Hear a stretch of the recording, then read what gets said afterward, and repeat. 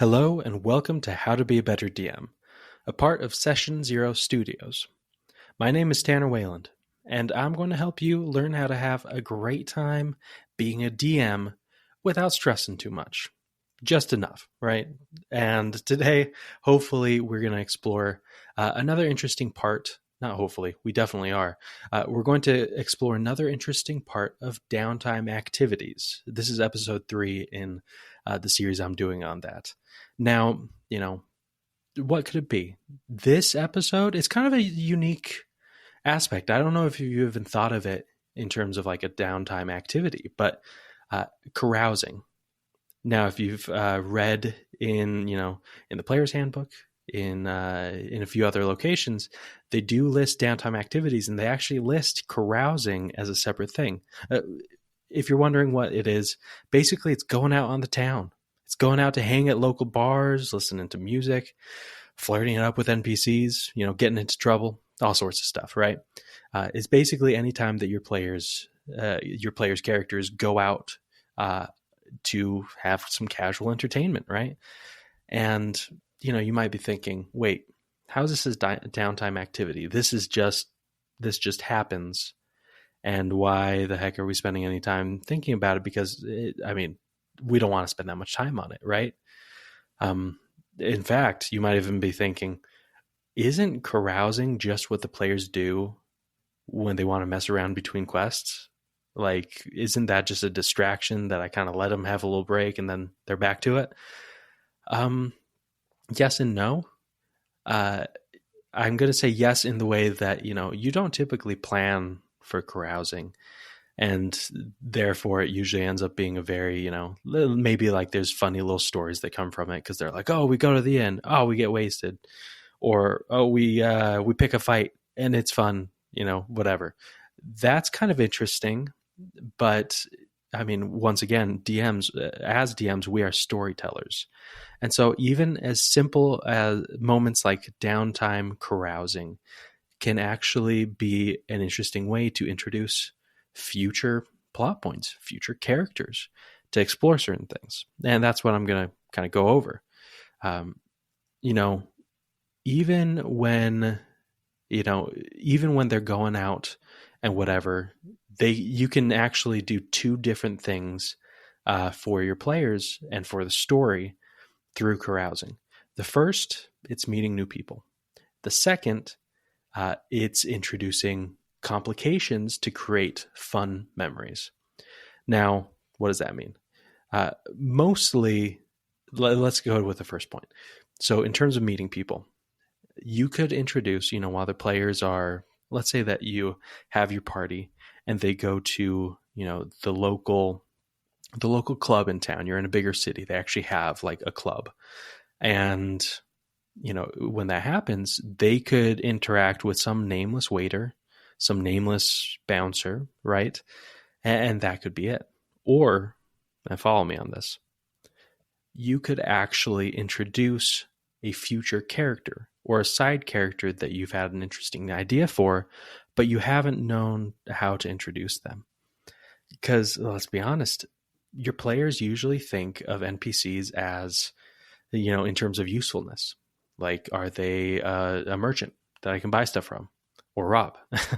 Are they a quest giver who, they're going to be very involved for a little bit, and then I'm not going to see them again unless they have another quest, right? Unless, they're a key NPC. And sometimes, I think players will try harder with key NPCs. But, the great thing about when they're just out, not expecting it, because that's kind of the joy of using carousing on the town as part of like storytelling, is that your players won't expect it. They're going to be like, hey, this was me. You said that we had nothing to do for the night. I could have, gone outside and practiced because my characters try hard, or, oh, hey, let's go find someone. Let's go find a boy, a girl, flirt it up. And when that happens, they're thinking that they're taking a tangent and that they're breaking away from your story. But if you planned ahead, or if you kind of plan on your feet, then what you can do is be like, hey, here's this interesting NPC. They have a name. They have a personality. They've got an accent. They've got, they seem to have, their own personality and motives that isn't like solely based around what the party is doing, like you would actually experience in the real world if you just met someone and kind of had a more serious altercation or connection with them. So with that in mind, maybe you're wondering like, okay, so you're saying that NPCs feel like cardboard cutouts and we need to throw out like meaningful NPCs while the players are out on the town so that what, they don't think that all NPCs are useless? No, that's part of it, because you don't want your cities to feel empty or lifeless. The other part of it is surprising the players. You're basically going to be like, hey, you're going to get a similar experience to what you're looking for, but you're going to actually get a very in-depth character that, frankly, you don't just have to come up with on the spot, because you were planning on using them anyway later on. So let's say that they did meet some kind of dangerous femme fatale person who's like flirting with one of the, your characters. When that happens, you can actually be like, oh, that was a really interesting experience. And the players like move on. And then when she comes back and she, is part of the town guard, or she's actually like an enemy or the villain or like a sidekick to the villain, who then you're able to like, when the players try to persuade her to be like, hey, you have to help us out, who you're working for is bad, then that persuasion check actually has some stuff behind it. Because usually, I think about it, most of the time when your players are doing a persuasion or an intimidation check on pretty much anyone, it's usually happening the first time they meet them, or like the second time they meet them, right? And it feels like they haven't actually had a lot of time to build up rapport, to build up, experience, like as in like, oh, do you have history with the NPC? Most of the time that's not the case, because that's the nature of D&D campaigns. You're constantly pushing, your players to the next city, the next quest, the next dungeon.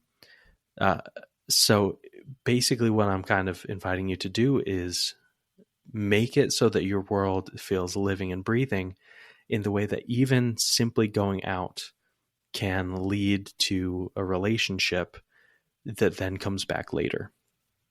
So that's kind of the why of it all, is it's going to create these really interesting moments where, the party is like, hey, we had such a good time. I opened up to you, like when we were at the bar, when we were drinking, after we played that game. Why don't you help us? Like, help us unlock the cell that we're stuck in, right?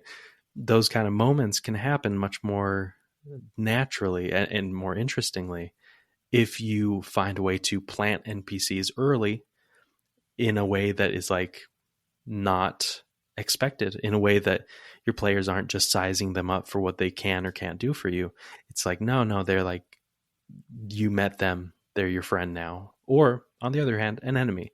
Like, think about it. If your players got into like a fist fight just within like a normal, bar, and suddenly, the other party that they got in a fist fight with, maybe they beat them, or probably more likely they're beat up by the players and they're like, oh, you're going to get yours. And then you sit on that. And then later, one of them is like a lawyer or something who the city sent to prosecute you for breaking a law or something. You work 8 hours a day. You spend time with your family, and when you come home, you do work around the house. And it seems that you never have as much time as you would like to prepare for your D&D sessions. Does this sound like you? Wouldn't it be amazing to have endless material prepared for your D&D sessions anyways? That's where Roll & Play Press comes in. Roll & Play Press provides D&D 5e compatible material for any type of session. Running a one-shot? Check out their One-Shot Wonders book with over 100 one-shot ideas. Getting started with a new sci-fi campaign? Get their Game Master's Sci-Fi Toolkit to have your games much more prepared with much less effort. Why reinvent the wheel? Check out Roll and Play Press at rollandplaypress.com, see what they have to offer, and get a 10% discount when you buy something by using the code BETTERDM10, that's BETTERDM10 at checkout. Give yourself just a little bit extra help so that you can continue being the world's greatest dungeon master. Then suddenly the enemy, like the middle tier / lower tier enemy, it's like, oh, we actually get to have some real, there's some real stuff going on here. There's a real conflict and history once again that makes it so that the players are like, oh, freaking A, look at who this guy is, and that's what you kind of want to go for there. So we've talked a bit about how, when your players are out carousing, seeking for entertainment, try and get them to meet key characters that will pop up in the future. Next, I would say that the next important part, and I mentioned this earlier, it is when they're out just expecting nothing, expecting to like get into trouble / have like some good old fun. You've got to make memories by adding complications. So think, as an example, Aladdin steals a loaf of bread or an apple, and he angers, the guards in the street, right? Suddenly he's on a chase, and that's a whole separate encounter. Or maybe the players are like looking for a local bard to sing to them or to catch up with, because one of them is a bard. And they find out that there's one playing kind of in an amphitheater area, but the bouncer wants them to, pay, or they'll try and like get them in trouble because they just don't like how they look. Basically, you want to create obstacles so that the players, when they go out, it doesn't feel like, oh, we're just going to go and do what we want. And the DM's going to kind of just throw out fluffy stuff, whatever he can come to mind, and we'll get what we want. No, you want to take what they said seriously, try and give them what they want, but make them work for it. Make them use their skills, their abilities, make them roll some skill checks so that they can actually get that, whether it's like an actual ability where it's like, oh, it's a dance off and you have to, roll your acrobatics or something to see how well you dance. Whatever it is, you want to make them work for it. And by doing that, you can actually create a lot of better memories because of that. Now, another type of complications. In fact, there's an amazing list in Xanatar's Guide to Everything. They gave some suggestions that I thought was like, oh, these are golden. So, for example, you could go out in the town and you get stolen from. Specifically, it could be a key item or something that your player, like maybe you have an artificer who is like gathering parts for like a machine, and they go out on the town and suddenly something gets stolen, and now it's a chase and an investigation and a fight, right?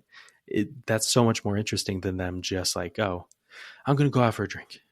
Okay, cool, next day. It's totally different, and it makes every moment feel interesting, impactful. Other ideas that I had in Xanatar's Guide to Everything, you get in a fight over something. We've kind of discussed that. And that could be a fight that you didn't start. And I kind of love this idea. I was kind of brainstorming some ideas, but your players wake up in a strange house or in jail or an inn, and they don't remember what happened. Kind of like the movie The Hangover, where it's like, oh, they wake up and they're like, what the heck? And that could be so fun where, they're like, oh, we go out. And then you're like, okay. Suddenly your eyes open, and they're like, what do you mean your eyes open? We didn't go to sleep. And then they realize they're in unfamiliar surroundings and things get crazy, right? Wouldn't it be nice to gamify your Dungeon Master abilities? In D&D, characters can reach level 20, so why can't Dungeon Masters?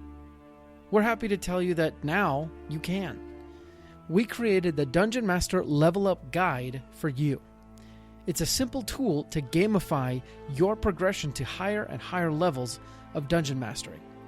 It includes Dungeon Master levels 1 to 20 with associated XP requirements, as well as a long list of Dungeon Master activities that will give you XP to get you to level 20. Each activity has a challenge rating and an XP amount. In order to level up, all you need to do is find out how much XP you currently have, find out how much you need, and then pick activities to get you there. You can get the Dungeon Master Level Up Guide for free by going to sessionzerostudios.com/newsletter. Sign up for our newsletter once you get there, and we'll email you the Level Up Guide in the first email. Finally, leveling up as a DM can be as fun as leveling up a character. Another thing, maybe your player's like, oh, I want to go, find, a partner for the evening or whatever. What if suddenly that partner's like really putting on the charm, and suddenly it's a shotgun wedding, or not a shotgun wedding, but like just like an impromptu elopement of sorts. They go to the local priest and it's like, oh yeah, you're, roll wisdom. You failed. You're so down for this, and you just get married immediately. Like, wouldn't that be so funny? Where, just something typical that players will do when they're trying to act like their character, it kind of goes too far or goes in a direction that, like, hey, you said you're going to do this. It can keep going. Like, it can keep spiraling a little bit out of control, or it can have consequences that you thought I wouldn't let you as the DM. But no, we're going to do this, and it's going to be hilarious or interesting. And I think there's so many different ways you can play around with this. Basically takes, I think as a DM, I'm certainly looking for moments that can be very funny and very, unique, and that can add some depth and flavor to the adventure. And I think that when you're in a low pressure situation, like going out on the town to carouse, you have so much power to make interesting and unique situations. So don't waste it. If their players are like, hey, I want to actually spend time doing something that isn't just a quest or isn't just working towards the big bad, then that's such a golden opportunity. So, in order to make that happen, of course, you have to let them have downtime. You have to have, them have time in a city or in a town or in a group of people where, they don't have a quest like right then, where they don't have, they don't have to be working on something, where they essentially have a free evening, and where you say like, hey, so you're back, in town. It's around 4 p.m. What do you guys want to do? What do you guys want to do for fun? And like kind of like actually throw the idea out there from time to time. And then when that happens, you'll be able to have a great adventure that's relatively quick, has a lot fewer stakes because it's not having to deal with the big overarching campaign, and it can be more random. So invite your players to do that. Encourage them. Make it interesting. And above all, let's roll initiative.